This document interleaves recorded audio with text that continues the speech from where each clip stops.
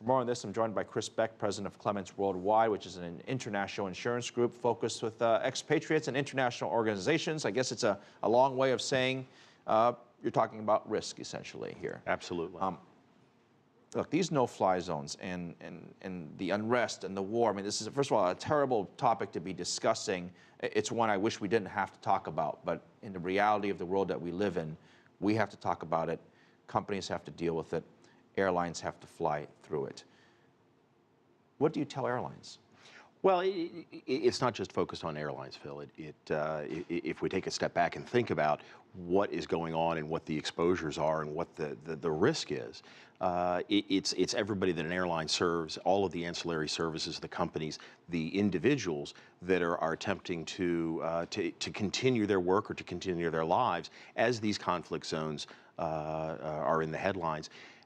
What we tell them is that they need to be planning well in advance, and they need to have contingency plans in place to address this risk as it occurs, and most importantly, what they're going to do to protect those assets in these eventualities. Okay, so let me give you a real world scenario here. I'm watching the news, and there are airlines, for example, like Delta, who say that we're not going to fly there because it's too dangerous. Then you have other airlines, for example, British Airways, who say it's okay to fly there. What do they base it on? Well, they're working with governmental organizations, and they're also working with their own in-house staff to evaluate what the risk is. And what we advise our clients and the clients that are using these services is they need to be making those independent evaluations as well. They need to be looking at what an airline may be saying about getting into a location, what they're finding on the ground with their existing assets that may be deployed in a location, and making those determinations based on what they're trying to achieve and what the importance of that objective is. So, okay, so let's go now. I'm leading you into this other discussion about Flight 17 on Malaysian Airlines, because a lot of people said they shouldn't have flown that at all. They shouldn't have even been above Ukraine because of the conflict there, but they said, well, look, other airlines are flying through here. Why couldn't we? I mean, and now this incident has happened. A lot of people are saying that, well, the pilot maybe should have been warned. Maybe a pilot should have known. Maybe they could have deviated. There's always ifs. Right. It's a big gray area. It certainly is, and we don't have all the facts, so it's very difficult to make any kind of an observation about what specifically happened with MH17. The reality is that airlines are transiting over conflict zones to one degree or another on a daily basis, and the importance is how they're managing that risk and how they're evaluating that, and whether or not they're getting good information from the expert partners that they're working with. Do you think the passengers, I mean, you know, as a passenger, if I'm getting on board a flight and they're going to fly over a conflicted area, I may or may not know what the route is to the plane. I buy a ticket and I just think I'm going to go from point A to B. Do you think the passengers should know that, hey, by the way, Chris, we're going to fly over a conflicted area. We're just letting you know in case you want to back out today?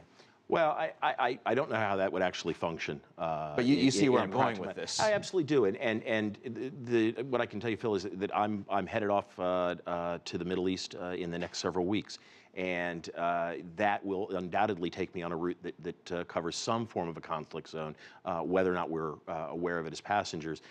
I do think that we have to have some faith that the governmental and the private sector organizations are evaluating these risks to the best of their ability. All right. Now, let me take a break from airlines, because you consult obviously with a wide range of people. What about just manufacturers, normal businesses, consultants, people like yourself, people who have to fly back and forth because that's part of their job?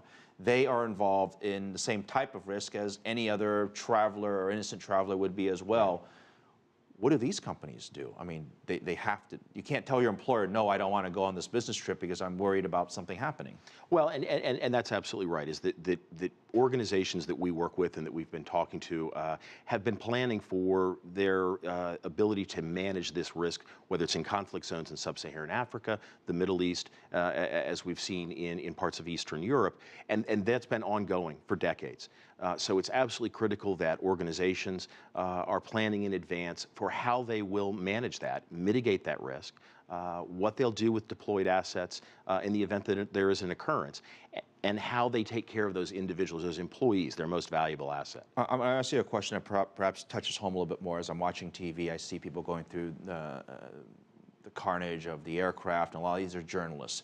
Then they're talking about people shooting, and there's firing, and there's all these things going on. cameramen, journalists, media organizations who are in these dangerous areas, how much training do you really need? I mean, how do you prepare yourself for something like this? Well, it's difficult to prepare to be in a conflict zone if you're not in a military capacity. But the reality is you can work with outside sources, you can work with experts to help you understand what you're going to be facing. People forget what a dangerous situation it is. I mean, you're just a regular person caught up in a very difficult situation. Chris Beck, president of the International Insurance Group, Clements Worldwide, thank you very much for helping us. Thank you, Phil.